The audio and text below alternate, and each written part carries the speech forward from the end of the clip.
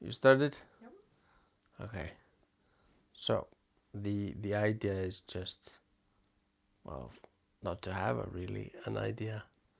I like when you put on microphones and you start recording, sometimes it changes the way our brain works. Yeah. And it changes the nature of the conversation. Uh-huh. And I have this theory that I don't really believe in myself, but I like it anyway, that it's like we're creating a gateway to the future. Mm-hmm. And that, maybe somebody will see this at some point. Doesn't really matter much to me if it does or not, but it does kind of change the way my mind works. Uh-huh. But anyway, that's irrelevant. The point is that we are here, Uh-huh. and maybe if you start by telling us, who are you? Well, I'm Lene.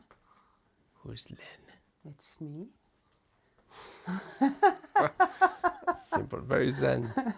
It's very simple. Yeah, very Yeah. zen question. Yeah. So how did you end up here in Hjalteyri? In the search for Africa.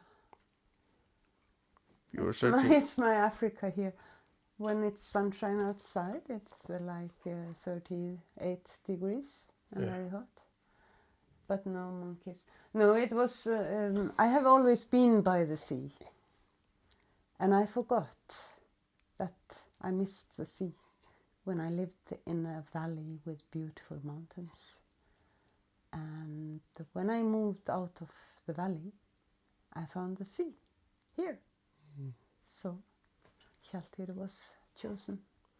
What does the sea mean to you, or like? The sea, in a way, is my roots, I think, because at the time I felt lost in Iceland, because it was like everyone knew everything about grandmother, great-grandfather, and they knew names of all the relatives many, many 100 years back. And I had no one. I knew my grandmother and my grandfather, but I don't know the names of their siblings and their parents and all this. So I felt quite lost when people were talking about the roots. And I avoided to think about my roots. I always think I feel at home where I am. And then once I had this, what do you call it? It was like a drum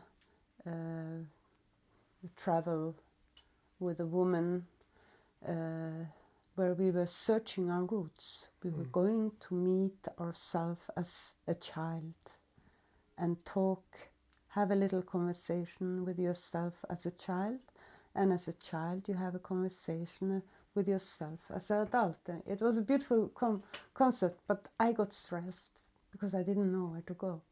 I had no place in Iceland to go and meet myself as a child. So I went to Norway, and then I didn't find me, so I went on to Africa. And there I saw myself as a little child, bare feet, with my toes into the sand by the river. And then I understood it, that my roots are where the water is, because it travels into the sea and all over the world. And when you can hear the sea, you're at home, for me. And since that, it has been okay. Nice. And I feel it, the sound of the sea, the movement of the sea, the tide. And you can go on the beach every day and it's never the same. Always a change. And it's good for us. Good for me, at least. I had this experience when I was in Galapagos, which is like as different from Iceland as a island can be, but at the same time I felt at home there. Yeah. It's a volcanic island, and Yeah. it's beautiful. Yeah. So, a silly question that I like to ask everybody. Yeah. What is art? What is art?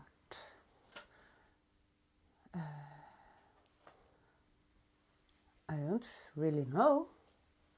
It's something that happens with. It's a reaction from your brain to something that becomes visual or with a sound or to feel. That is not a box. That is not something that is every day, everywhere. It's just a little magic, I think. Magic. Yeah. Yeah, I like that. I've been asking a lot of people this question, and very often there's this talk of communication, like that. It's this way of expressing without words. Mm. But I like your answer. Well, in my case, it's more. I do it for myself. Yeah. it's it's it's yeah, it's not a communication for me, I think. Maybe in the end, when I share it, but not while I'm making. It's somehow the magic that happens. So I think it's different between people. I want to ask you more about that, but I don't know how. I think I'm curious about the curiosity. So we spoke before about the scientists in my past Yeah, who made me respect science. yeah. And then much later I met artists who I felt imbued their lives with that same thing that I had sought in science, that way of living as an exploring consciousness. Does that make sense? It makes very much sense. I was working here in this house. It was a halibut hatchery. Yeah. I didn't know anything about a live fish. I just ate fish. And when I came here and saw this miracle that was happening here, from big fishes collecting eggs, hatching them, keeping them in the dark, and all these things, And I didn't know the names of anything, so I just made up my names for to try to tell what I was seeing when I was in charge. I say, oh, it's ass trolls. And that means that it's an egg with a little tail. And I confused all the people because I looked at everything with different eyes. But I thought it was so exciting. So I could observe the little tiny life in a different way. And the scientists here, they thought it was very interesting to get this point of view into what we were doing here. And that was very interesting for me also. But I always, I think my eyes are the most interesting thing of my body, because I can play with them. And I can see something, and behind it I can see the silhouette of something else. It's like this three-dimensional way of seeing, thinking.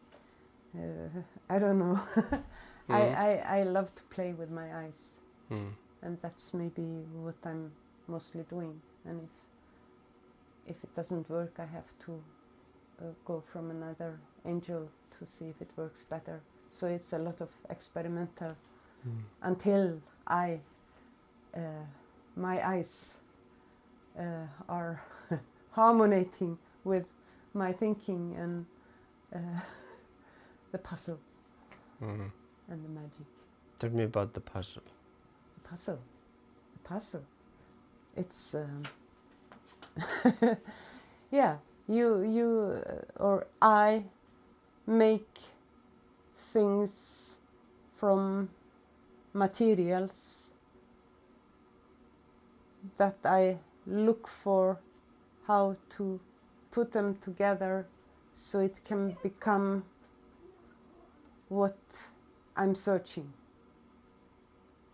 And that can be a long way before it works out.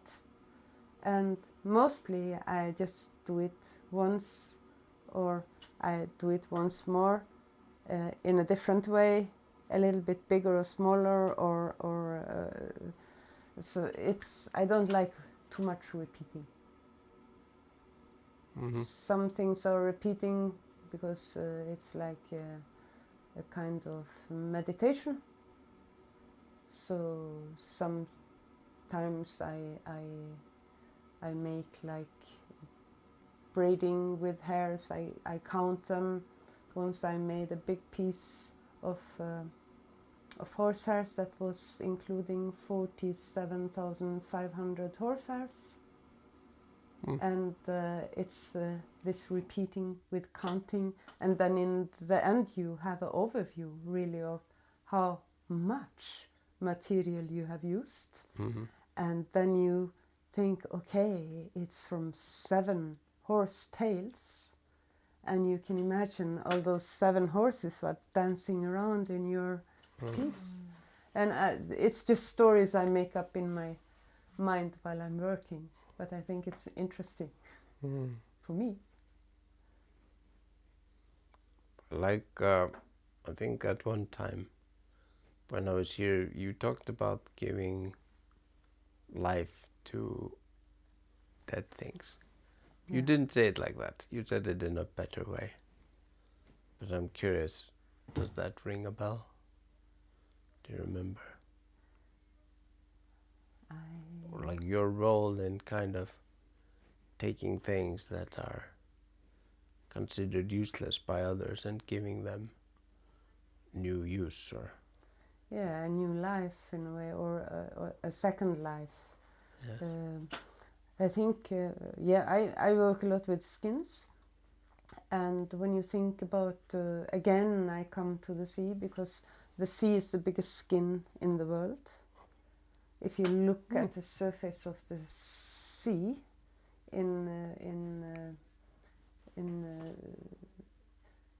it, and you look at your skin, you can see the pattern.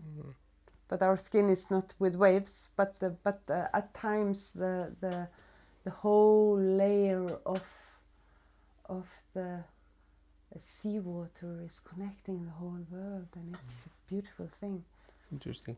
But anyway, the skin is a big part of us, because everything goes through our skin.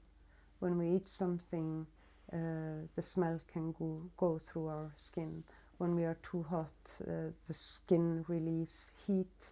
When we are too cold, we get this goose hide, and the hair stands up, and we can feel everything through our whole skin. It's a big thing. It's a big part of us, and it's the same with the animals. And I think when I can work with skins and give back a kind of life again, so the personality of the animal who carried the skin comes a little bit back. Sometimes it's a smell, sometimes it's the glow you see with your eyes, sometimes it's the softness, sometimes it's just a sadness, sometimes it's something that just fills you of happiness. It's so individual, everything. And mostly I know the story about the animal that carried the skin.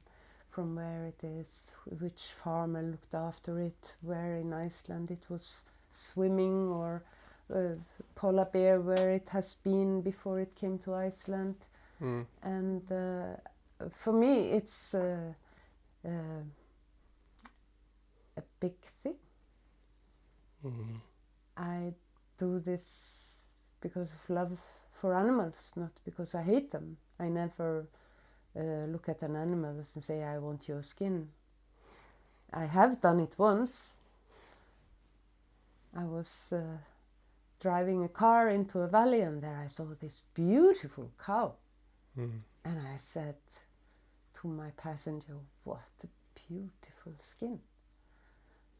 And next day, this farmer called me and said, hey, we are going to slaughter a cow with this and this color. Do you want the skin? Because she's sick. And it was this cow. Oh, wow. Yeah.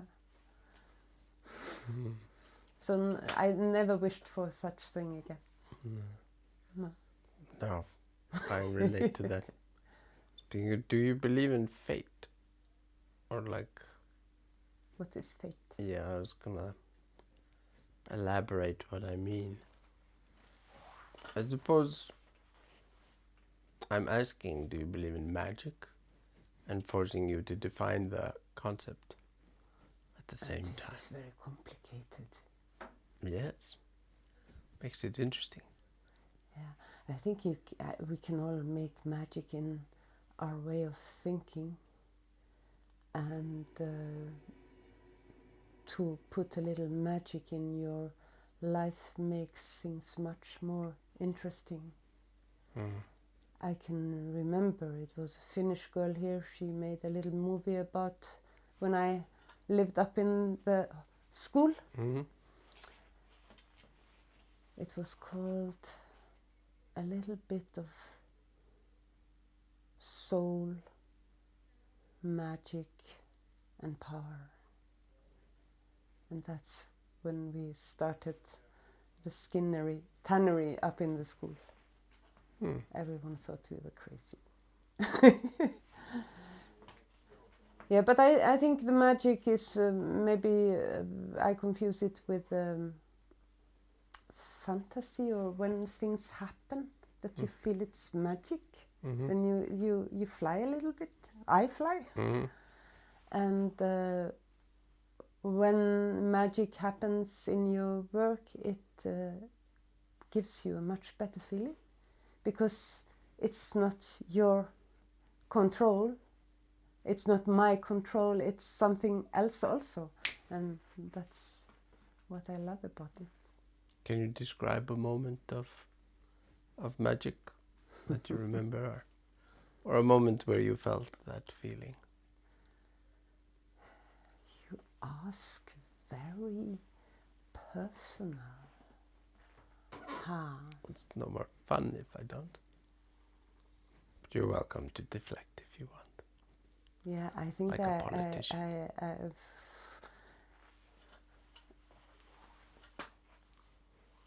The shark was like magic.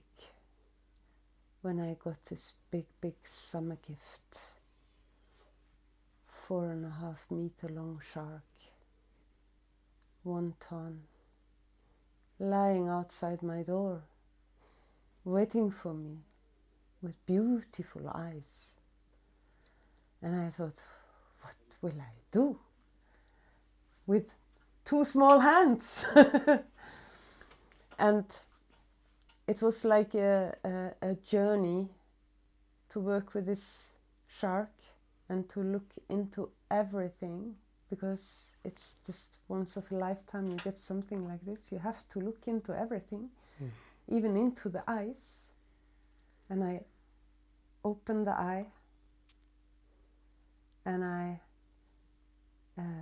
took the membrane to try to preserve it. And then I looked into the eye bowl that was big like my 2 hands. And when I looked into, it was covered with pearl mother, like the shell.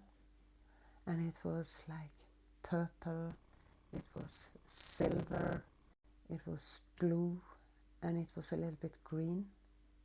And when you moved it in your hand, it was just hypnotizing me. And I thought, I can only enjoy it with my eyes.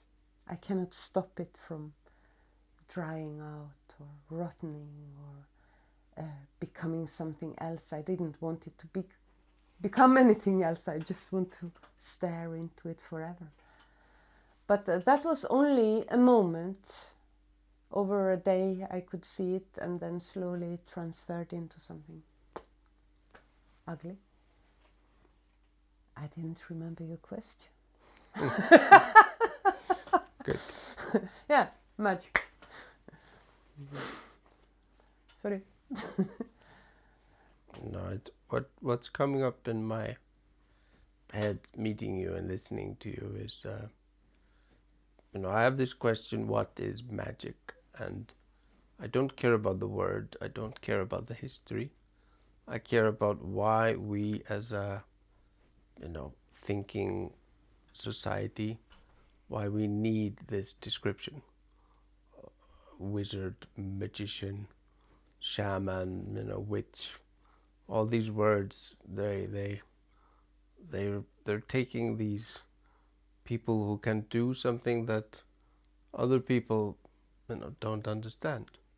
So we give them a label in order to elevate them or to curse them or put them aside from us. Yeah. I'm working on the theory now that the unifying factor is this curiosity. And I really like your answer to the what is art question, because now it's making me realize how often we focus on the end point.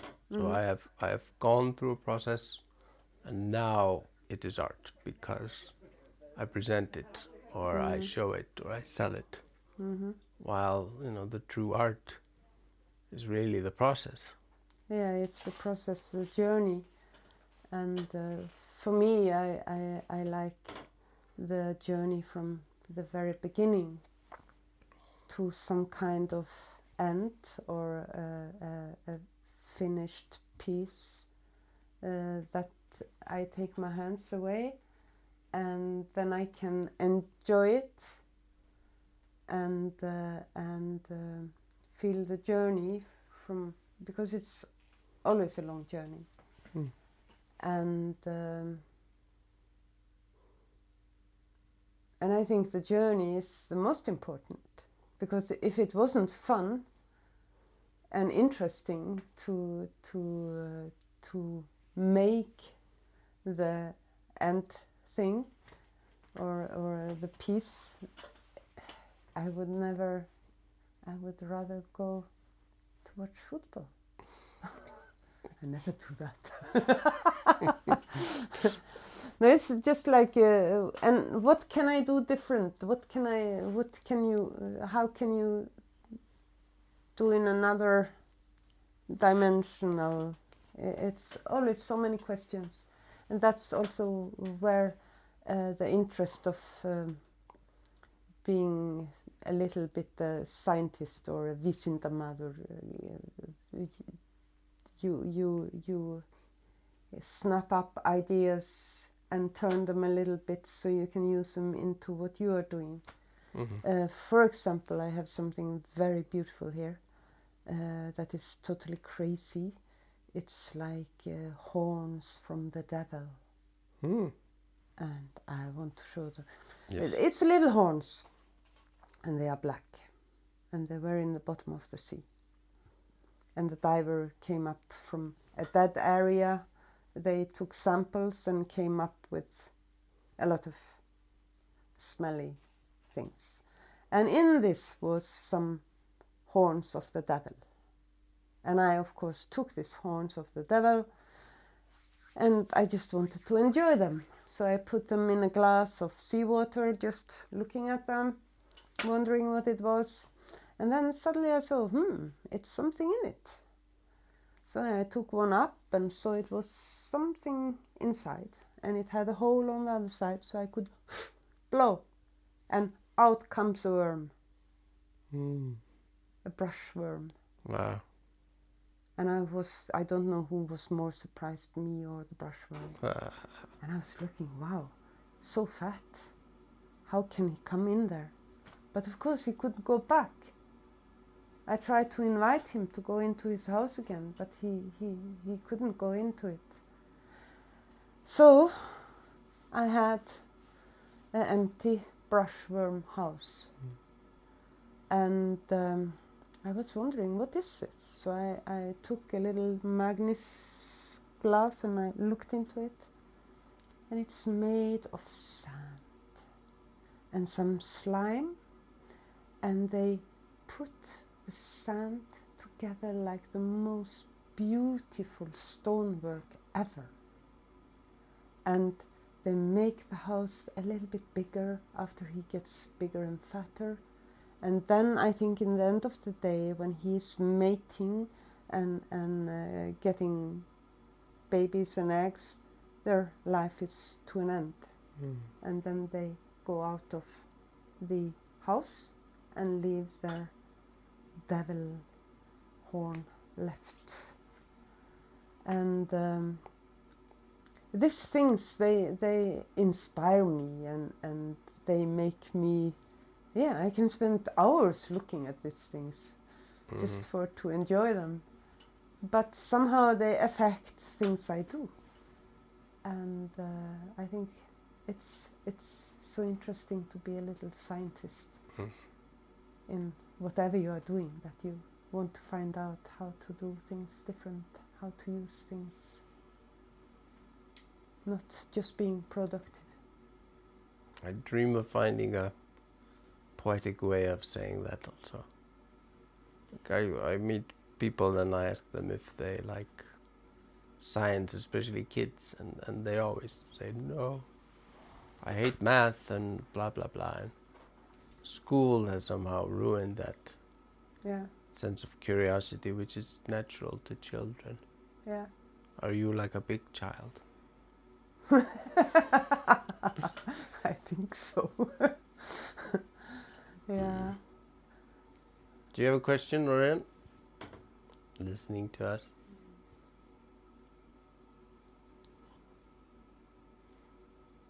You can think about it. Yeah, it's about life, all about that. It's about death, it's about life. But you were talking about this worm building this stone masonry. It's not a question. I don't know if it's a question or just it's about the magic of life and to reveal it. And thanks to your eyes. I think that's definitely what I enjoy meeting you, is just listening to you and your diver friend. Yeah. Like you always have something interesting. It's like you go through your life like with your eyes and your mind open. Yeah. And that's how the diver, he's like a big child. Yes. And when he comes up from the sea, and he says, Lene! And then he has to tell me what he saw. Yeah. Yesterday he saw something he has never seen before.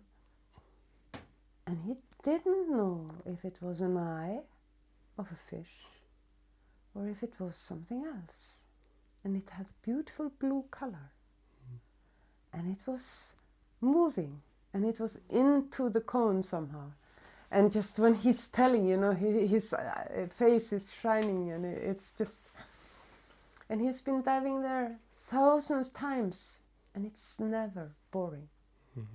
And I think that's how people should live their life, to love what they are doing. It's a beautiful thing.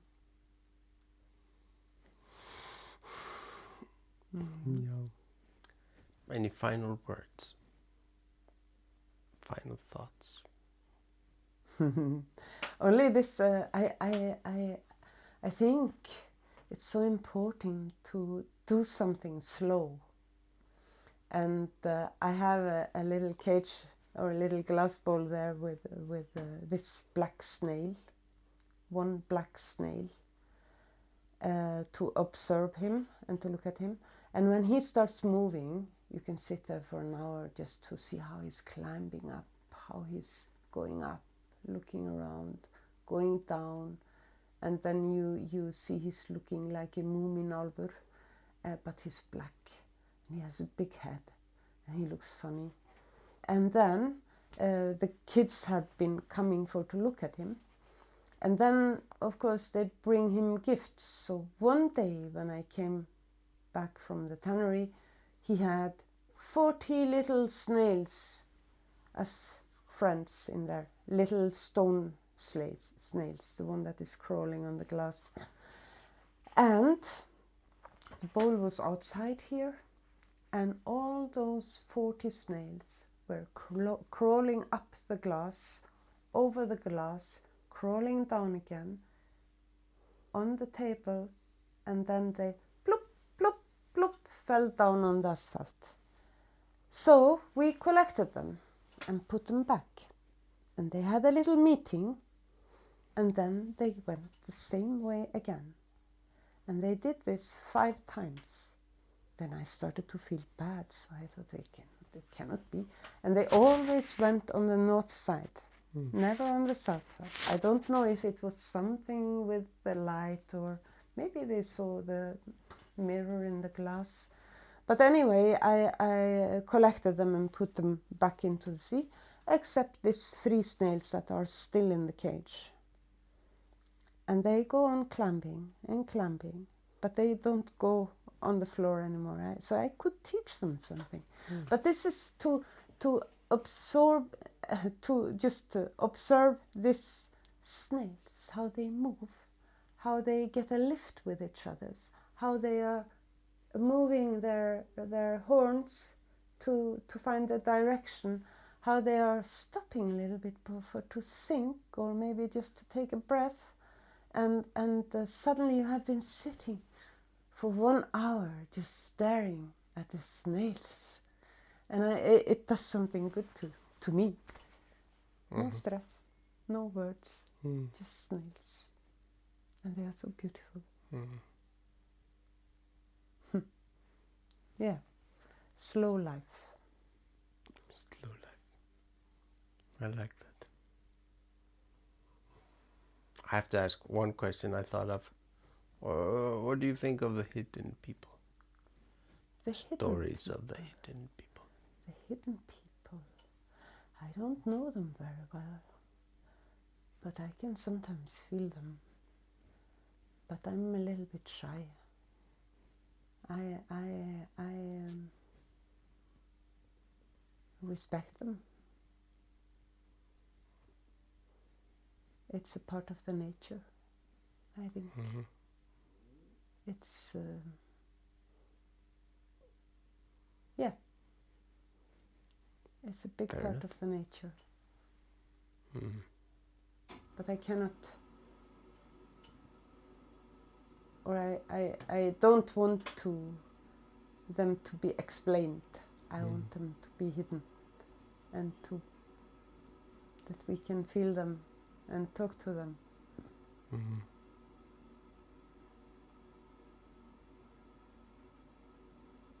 All right. Thank you for chatting with us. Tack för mycket.